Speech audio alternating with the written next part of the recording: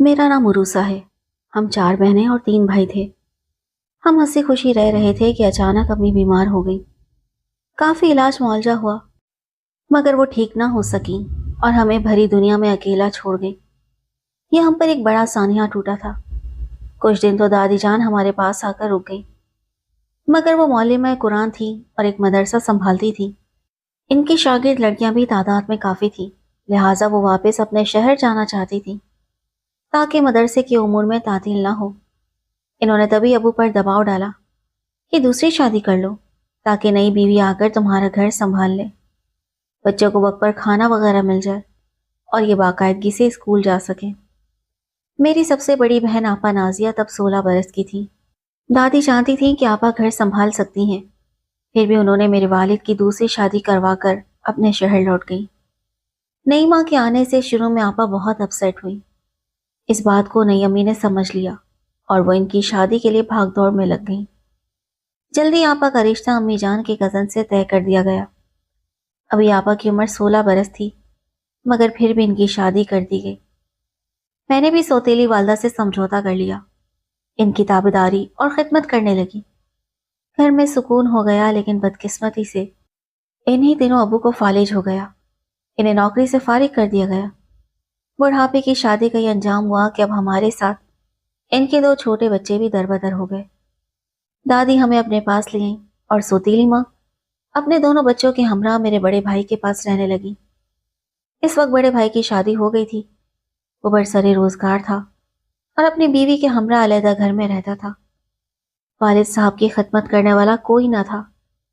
بیوی نے کہہ دیا کہ میں ان کی خدمت کروں یا چھوٹے بچوں کو سنبھالوں۔ تبھی میرے چچا آئے اور مجھے اور والد صاحب کو اپنے گھر لے گئے۔ یوں ہمارا خاندان بکھر گیا۔ ہمارے ساتھ والے گھر میں اسرار نامی لڑکا رہتا تھا۔ وہ 10ویں جماعت میں پڑھتا تھا۔ میں اب کافی بڑی اور سیانی ہو گئی تھی۔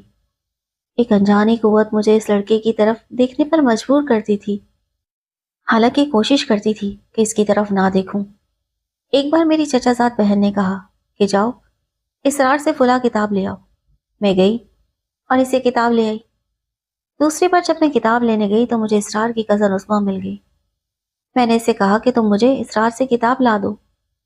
اسرار نے اس کو کتاب نہ دی بلکہ کہلوا دیا کہ عروسہ سے کہو خود آ کر لے جائے، نہ جانے وہ کون سی کتاب مانگ رہی ہے۔ عظمیٰ نے آ کر مجھے بتایا، مگر میں نے اس کے گھر جانے سے انکار کر دیا۔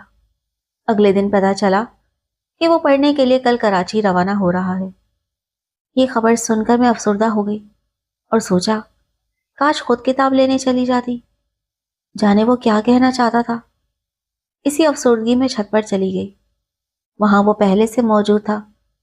مجھے علم نہ تھا کہ وہ وہاں ہوگا، لیکن اس کو دیکھ کر مجھے یکونا سکون سا ملا۔ اس نے اشارے سے کہا کہ میں جا رہا ہوں۔ میں چپ رہی۔ اسی لمحے اس نے چاکلیٹ کا پیکٹ ہماری چھت پر پھینک دیا۔ تبھی چچی آ گئی اور انہوں نے وہ پیکٹ اٹھا لیا۔ اس کے اندر چاکلیٹ کے بجائے خط تھا۔ انہوں نے خط پڑھا اور مجھے کہا کہ تمہارے یہ کرتوت ہیں، ابھی جا کر تیرے چچا کو بتاتی ہوں۔ میں نے ان کو یقین دلانا چاہا کہ اس میں میرا کوئی قصور نہیں، میں تو ویسے ہی چھت پر آئی تھی، مجھے تو پتا بھی نہیں تھا کہ اسرار یہاں ہوگا۔ لیکن چچی نے میری بات کا یقین نہیں کیا اور خط چچا جان کو دے دیا۔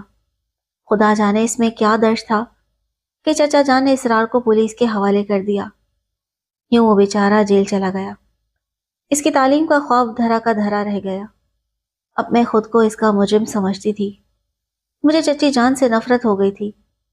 روز اسرار کی والدہ آ کر چچی کی خوشامد کرتی، ہاتھ جوڑتی کہ ان کا بیٹا بے گناہ ہے، اسے جیل سے چھڑوا دو، لیکن چچی جان کو رحم نہ آتا۔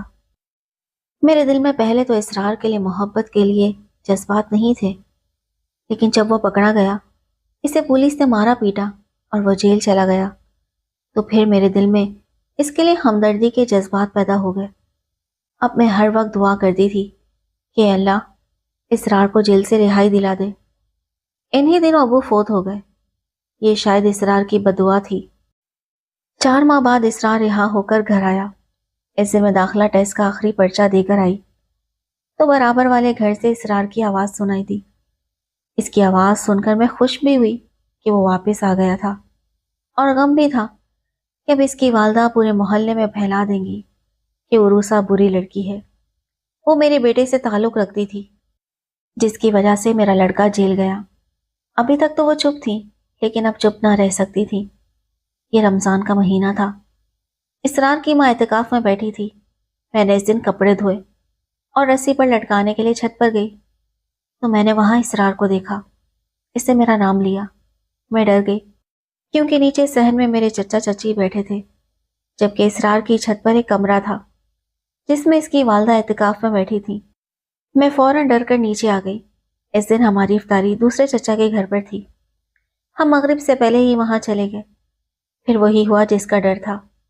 جب اسرار کی ماں اعتکاف سے فارغ ہوئی تو اسے سارے محلے میں پھیلا دیا کہ عروسہ اسرار سے چھت پر آ کر باتیں کرتی ہے. ناحق ان لوگوں نے میری لڑکی کو جیل کروائی. اپنی لڑکی کو کچھ نہ کہا اور میرے بیٹے کو سزا دلوا دی. اسرار کی ماں کو اس بات کا بہت دکھ تھا کہ اس کا بیٹا شہر جا کر پڑھنے سے رہ گیا تھا اور اب جیل جانے کی وجہ سے سب کی نظروں میں برا ٹھہرا تھا. اسرار کو بھی اس بات کا اتنا دکھ ہوا کہ اس نے پڑھائی میں دلچسپی لینی چھوڑ دی. وہ کہتا تھا کہ میرا جرم اتنا بڑا تو نہ تھا جتنی مجھے سزا دی. اللہ ان کو ضرور پکڑے گا. میں اسرار کی بددعا سے ڈرتی تھی لیکن اس میں میرا کوئی قصور نہ تھا. تاہم سوچتی ضرور تھی کہ اگر کبھی وہ مل گیا تو میں اس سے معافی مانگوں گی کیونکہ میری وجہ سے اس نے اتنے برے دن دیکھے تھے. والد صاحب کی وفات کے بعد چچا کے گھر میں میرا دم گھٹنے لگا تھا. چچی کا رویہ روز بروز سخت ہوتا جا رہا تھا. جلد ہی انہوں نے اپنی ذمہ داری سے چھٹکارا پانے کے لیے میرا رشتہ حسیب نامی شخص سے کر دیا جو آپا کے سسرال کا دور کا رشتہ دار تھا. میں نے سر جھکا کر تقدیر کا یہ فیصلہ قبول کر لیا اور رخصت ہو کر ایک نئے گھر آ گئی. مگر بدقسمتی نے یہاں بھی میرا پیچھا نہ چھوڑا.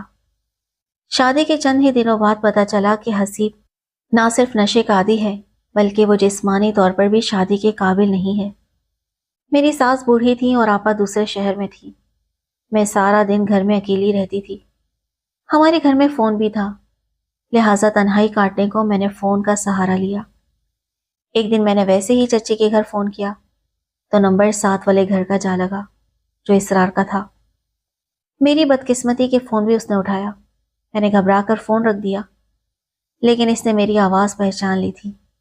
خدا جانے اس نے کیسے ہمارا نمبر معلوم کیا کہ آدھ گھنٹے کے بعد فون کی گھنٹی بجی. میں نے فون اٹھایا. اسرار نے کہا فون بند مت کرنا, میں اسرار بول رہا ہوں. بڑی مشکل سے تمہارا نمبر ملا ہے. اگر تمہیں کوئی تکلیف ہے تو مجھے بتاؤ. ڈرو نہیں, میری ذات سے کبھی تم کو کوئی نقصان نہیں پہنچے گا. مجھے کوئی تکلیف نہیں ہے لیکن میرا شوہر شادی کے قابل نہیں ہے. بے اختیار سچ میرے منہ سے نکل گیا. اگر تم اس کے ساتھ رہنا نہیں چاہتی تو اس سے فوراً طلاق لے لو. ایسے شخص کے ساتھ تمام عمر رہنا ظلم ہے. اچھا میں پھر بات کروں گی, یہ کہہ کر میں نے فون رکھ دیا. ڈر اور گھبراہٹ کی وجہ سے مجھے پسینہ آ رہا تھا کہ یہ میں نے کیا بات اس سے کہہ دی, ایک غیر آدمی سے. حالانکہ میرا دل اندر سے گواہی دیتا تھا کہ وہ غیر نہیں ہے لیکن میرا اس کے ساتھ کوئی رشتہ بھی تو نہیں تھا. ایسے ہی دن گزرتے رہے. کبھی فون کی گھنٹی بجتی اور بج کر خود ہی خاموش ہو جاتی. میرا دل دھڑکتا رہتا لیکن میں فون نہ اٹھاتی. ایک دن میرا شوہر آیا. آج وہ نشے میں تھا. اس نے آتے ہی مجھے بلا وجہ مارنا شروع کر دیا اور جب مار چکا تو دوسرے کمرے میں لیٹ گیا. اس وقت شام کے 8 بجے تھے. میں بیٹھی رو رہی تھی. میرا کیا قصور تھا جس نے مجھے مارا ہے؟ یہی سوچ رہی تھی کہ کاش اس وقت کوئی میرا ہمدرد ہوتا, کوئی میری فریاد سننے والا ہوتا. شاید دل سے آہ نکلی تھی کہ دعا قبول ہو گئی. اور اسی وقت فون کی گھنٹی بجنے لگی. میں نے فون اٹھایا. اسرار کا فون تھا. اس نے ہیلو کہا تو میں رونے لگی. حسیب نشے میں ہونے کی وجہ سے سو چکا تھا. پھر بھی میں نے خوف کی وجہ سے بات نہیں کی اور اسرار سے کہا کہ بعد میں فون کرنا, میں سب بتاؤں گی. اگلے دن اس نے فون کیا تو مجھ سے رہا نہ گیا اور میں نے اس روز اس سے بہت ساری باتیں کر کے اپنے دل کی بھڑاس نکال دی کیونکہ گھر میں اکیلی تھی. اس طرح وہ روز فون کرتا اور میں گھنٹوں اس سے باتیں کرتی. یوں 2 سال کا عرصہ میں نے اس کے ساتھ صرف فون پر باتیں کر کے گزار دیا مگر کبھی اس سے ملاقات نہیں کی.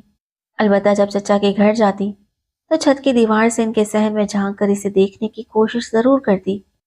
میری شادی کو 4 سال ہونے والے تھے۔ ایک شام اس نے فون کیا، میں نے اٹھایا اور اس کے ساتھ باتیں کرنے لگی۔ یہ بھی خیال نہ رہا کہ میرا شوہر اس وقت آ جائے گا، کیونکہ وہ دکان سے دیر سے آتا تھا۔ لیکن اس دن حسیب جلدی آ گیا۔ وہ باہر صحن میں تھا۔ مجھے پتہ نہ چلا کہ وہ کس وقت آیا۔ اس نے پوچھا کس کا فون ہے؟ میں نے جھوٹ بول دیا کہ میری سہیلی کا فون ہے۔ جب اس نے فون سننے کے تجسس میں دوسرا سیٹ اٹھا لیا، حالانکہ میں نے فون بند کر دیا تھا، لیکن ادھر سے اسرار کی آواز آ رہی تھی، تو اب میرا شوہر آپے سے باہر ہو گیا اور مجھے طلاق کی دھمکیاں دینے لگا۔ تبھی میں نے اس کے پاؤں پکڑ لی اور معافی مانگی، کیونکہ اگر وہ مجھے طلاق دیتا تو پھر میری بہن کو بھی طلاق مل جاتی۔ جن کے 3 بچے تھے ان کا گھر اجڑ جاتا۔ یہ قربانی میں نے اپنی بہن کی خاطر دی تھی، ورنہ یہ سب رائے گا چلا جاتا۔ اب میرے شوہر کا منہ ٹھیک نہیں رہتا تھا۔ وہ ہر وقت مجھ پر برستا اور خفا رہتا۔ آخر میں نے اس کو ایک دن ہاتھ جوڑ کر کہا، دیکھو، غلطی انسان سے ہو جاتی ہے، میں بھی انسان ہوں۔ جب میں تمہارے جیسے انسان کے ساتھ تمہارے گھر میں رہ سکتی ہوں تو تم مجھے معاف کیوں نہیں کرتے؟ جبکہ تم شادی کے قابل نہیں، اور کوئی عورت ایسے مرد کے ساتھ نہیں رہتی بلکہ طلاق لے لیتی ہے۔ اس نے کہا، میں تم کو صرف ایک شرط پر معاف کر سکتا ہوں، اور وہ شرط یہ ہے کہ تم اسرار کو فون کر کے کہو کہ میرے شوہر نے مجھے طلاق دے دی ہے، لہٰذا اب وہ تم سے شادی کر لے۔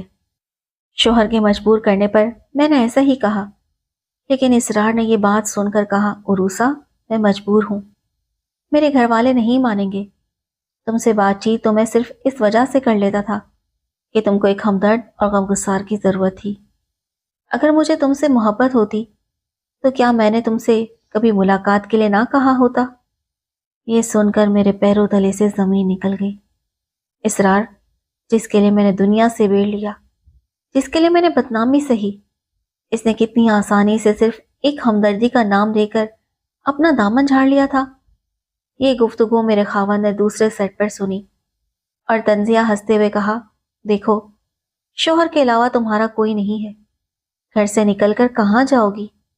آج میری شادی کو 6 سال ہونے کو ہیں۔ اسرار کراچی چلا گیا ہے۔ اس نے چاہتے ہوئے مجھے اپنی بے رخی سے اتنا بڑا دھوکہ دیا کہ میں سوچ بھی نہیں سکتی تھی۔ مجھے احساس ہوا کہ وہ کبھی میرا ہمدرد تھا ہی نہیں، وہ تو بس میری بے بسی کا تماشا ہی تھا۔ میرا دل چاہتا ہے کہ اسے ڈھیروں بدوائیں دوں، لیکن اس لیے نہیں دیتی کہ میں خود ان حالات کا شکار ہوں۔ کاش ہماری ماں نہ مرتی تو شاید زندگی اتنی بے رحم نہ ہوتی۔ آج میں کیسے گھر میں کہہ دوں جہاں نہ محبت ہے، نہ سکون، اور نہ ہی اولاد کی تمنا پوری ہونے کی کوئی امید، جس کے لیے میں تڑپتی ہوں۔ اب صرف پچھتاوا ہے اور یہ خاموش دیواریں۔